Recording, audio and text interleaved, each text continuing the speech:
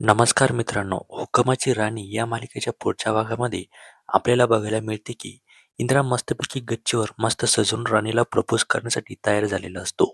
इकडे राणीच्या मनामध्ये विचार चालू असतो, खरंच इंद्रजी सर माझ्यासोबत असे वागले असतील का?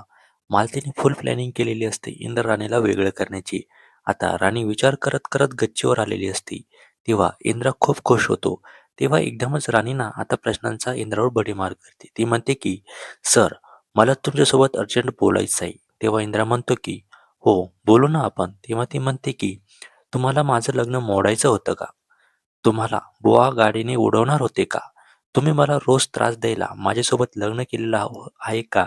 हे मंगळसूत्र तुम्ही त्यासाठीच माझ्या गळ्यात बांधलेलं आहे का? आता हे सर्व प्रश्न ऐकून इंद्रा मात्र हक्काबक्का होतो. त्याला काय करावे काहीच कळत नाही आणि तो प्रामाणिकपणे सर्व मान्य करतो. आता पुढे पाहणे महत्त्वाचे ठरेल की खरंच आता इंद्र राणीला घरातून जाण्यापासून थांबवू शकेल का?